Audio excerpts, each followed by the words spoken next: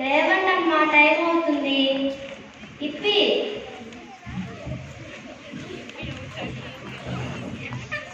అబ్బా, ఏంటమ్మా అప్పుడే లేపేస్తావు? మేము ఈరోజు స్కూల్కి పోం.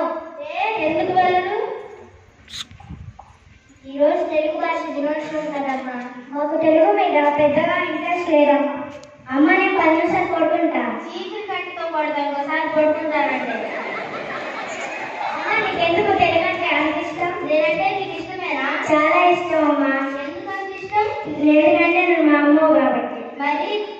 మరి అమ్మ భాష అంటే కూడా ఇష్టం ఉండాలి కదా. అమ్మ భాష అంటే అమ్మ మాట్లాడే భాష. అయితే నువ్వు ఇంగ్లీష్లో మాట్లాడు.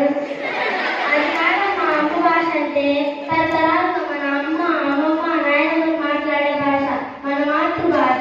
ఇది వివిధ ప్రాంతాలలో వేరువేరుగా ఉంటుంది. మనం తెలుగు వాళ్ళం కాబట్టి మన మాతృభాష తెలుగు. అర్థమైందా పిల్లలు?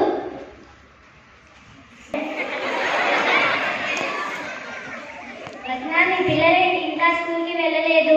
ఈరోజు తెలుగు భాష దినోత్సవం కదా, అందుకే నేను స్కూల్కి పోము అంటున్నాను. అసలు పిల్లలు మీకు తెలుగు భాష దినోత్సవం అంటే ఏంటో తెలుసా? అంటే ఏంటంటే దాని గురించి అంత గొప్ప పాఠంలో తెలుసా మీకు? ఇంకా పాట పాడతారా ఏంటి? చూసుకోదామని వచ్చాను. సరే వదినా, వెళ్ళొస్తాను.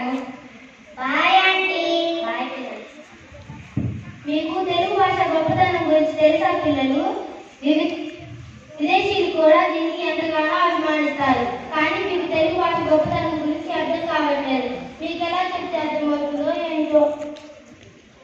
ఎంతో మందికి ఆశ్రయం ఇచ్చి గోడ విజయం స్థాపించిన ఆ ఆంధ్రబోధ శ్రీకృష్ణదేవరాయలు వచ్చి చెప్పినా మీకు అర్థం కాలేదు.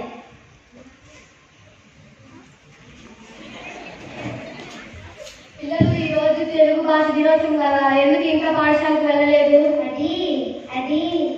ఇది మన భాషకి చాలా అవమానం. తెలుగు భాష దినోత్సవం ఎందుకు జరుపుకుంటారు? తెలుగు దేలయన్న దేశంలో తెలుగు, తెలుగు వల్ల తెలుగు కన్నా ఎన్నడుగులు గొలువు. భాషలందు తెలుగు లెస్స. ఎన్ని భాషలు ఉన్నా మన తెలుగు భాషలో ఉన్న మాధుర్య సౌభాగ్యం ఏ భాషలో ఉండదమ్మా. గోదావరి అడివి మొక్క సోయంగం కృష్ణవేణి తరంగంలో అయ్యారమ్మ తెలుగు భాషకే సొంతం. దేనికన్నా మధుమైంది తెలుగు భాష. మరి ఈరోజు తెలుగు భాష దినోత్సవం ఎందుకు అసలు జరుపుకుంటారు? చక్కని ప్రశ్న. ఈ ప్రశ్న సమాధానం ఇదే. రామూర్తి గారు ఆహ్వానం.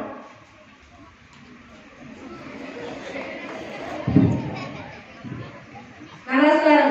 ఆంధ్రబోధ శ్రీకృష్ణదేవరాయ ఈ రచనంతో నా జన్మ భావనం అయింది. రామూర్తి గారు తెలుగు భాష దినోత్సవం గురించి చెప్పండి.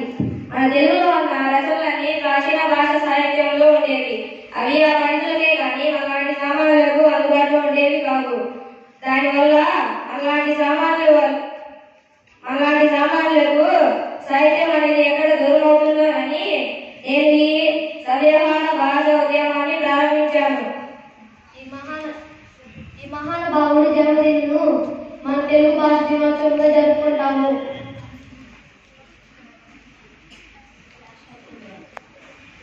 శుభాకాంక్షలు.